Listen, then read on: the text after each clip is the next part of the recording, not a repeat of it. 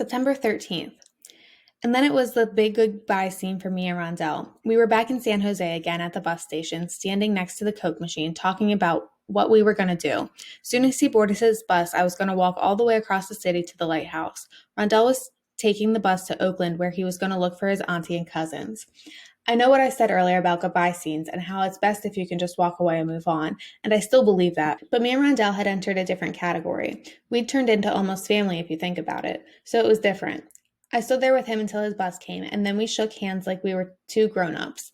"I am never going to forget you, Mexico," he said, as the driver swung open the doors and the people started filing in and finding seats. "Same here," I said. "And if you really want to go to Mexico and be in my big house, you can." "I'll track you down, Ronzo," I said, "especially if you got a big house." "You promise?" "I promise." I swung my bag from one shoulder to the other, said, "You got the money I gave you in your pocket?"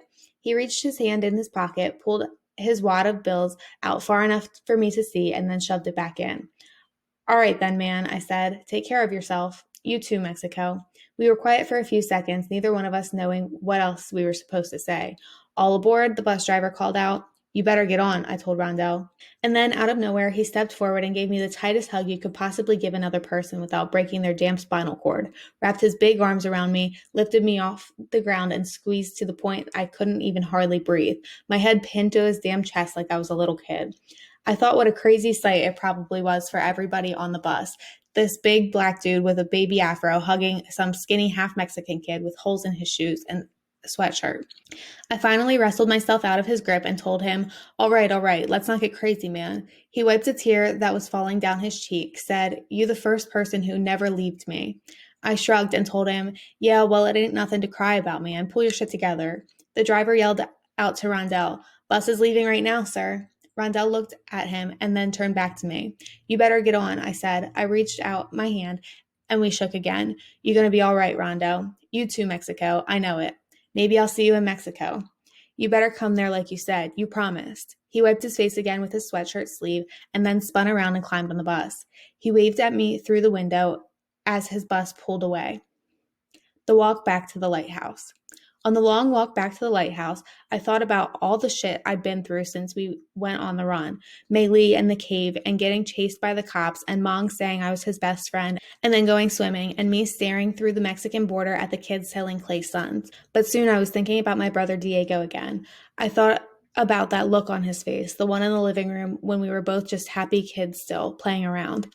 I kept thinking about it so hard that at one point I actually stopped cold and went down on one knee in the middle of the damn street. I let it really hit me how he was gone. Before, I knew it was true, and I knew he was never coming back, and it was because of me, but I never let it go deep in me. My whole body went numb, and I almost couldn't breathe, like I was drowning. And then I felt like I was going to faint, but I didn't. It was so overwhelming. My brother was gone, the person I loved more than anything in the entire world. I stayed kneeling on the asphalt like that for a long-ass time, even when a couple cars came. They had to drive all around me, honking their horns and saying stuff out their windows. But it was like I was paralyzed. I just couldn't get up because what I did was real. I can never change it back. It's forever. And for the first time since what happened, I admitted that to myself. And then when I reached up and touched Mong's tooth necklace, I just stood up, my good luck charm. I stayed holding on to it. I thought how I couldn't just stay kneeling in the street for the rest of my life. I had to get up at some point, so I did.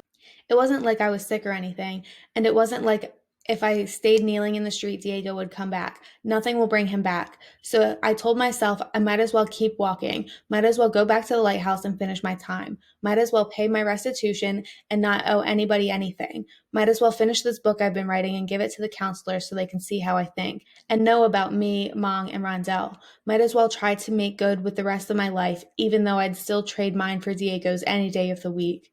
Might as well call my mom's next Sunday when it's phone day and actually talk to her. Tell her I'm so sorry about what happened and I love her even if she doesn't feel the same way right now. Might as well keep moving forward.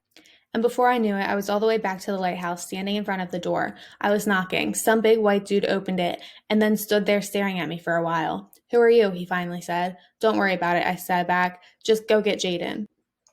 "Miguel," Jaden shouted, pushing past the white dude. "Miguel, I can't believe it. You made it back, bro. You have no idea how good it is to see you." He shook my hand and I held out the petty cash envelope. He took it. "I want to do my time," I said. Jaden looked at the envelope in his hand and then looked back up at me. That's all anybody can ever ask of anybody else, Miguel. I shrugged. You know, we aren't here to make life hard. We're here to help you build coping skills so you can get back out there and attack life again. He held up the envelope. This is the first step, bro. I'm really proud of you. I switched my bag from one shoulder to the other. Look at my manners, bro. Come in. He took my bag and led me into the house. Take a seat on the couch. Guys, this is Miguel Castaneda. He was here in the start of the summer. Move over, Demetrius. Let the man have some room, bro. He's come a long way. Nobody said hi or anything, but this time I didn't call anybody a bitch. I just smiled to myself and told everybody hey.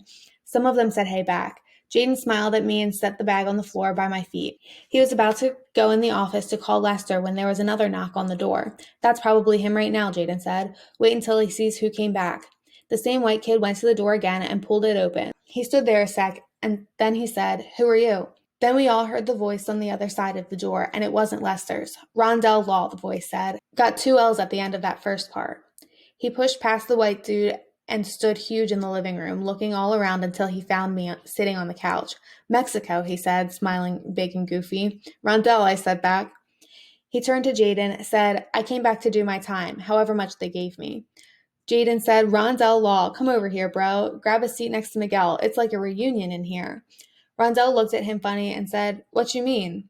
I mean you guys coming back, Jaden said. Oh, Rondell said, turning to me.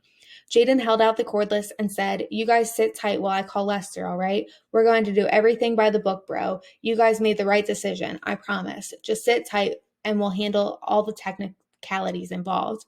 Rondell sat next to me and looked at me with that simple-ass look he always gets, the thing that makes him Rondell. I gave him a little shot to the arm, said, Thought you were on that bus, man. I told him to stop a little ways down, Mexico. We was going, and then I thought of something. Maybe I could make good here too, before going to Mexico. And plus, then I could do like your grandma told me and look after you. He shrugged and said, So that's how come I got off? You're crazy, I told him. He tapped my arm and said, And you know what, Mexico? What, Rondell? Wasn't God who told me to do it neither. It was me. I nodded at him as Jaden stood a few feet away with the cordless up to his ear, saying, yeah, listen, bro. You're going to want to come over to the lighthouse on the double. I got 2 kids here who are ready to make good on their time.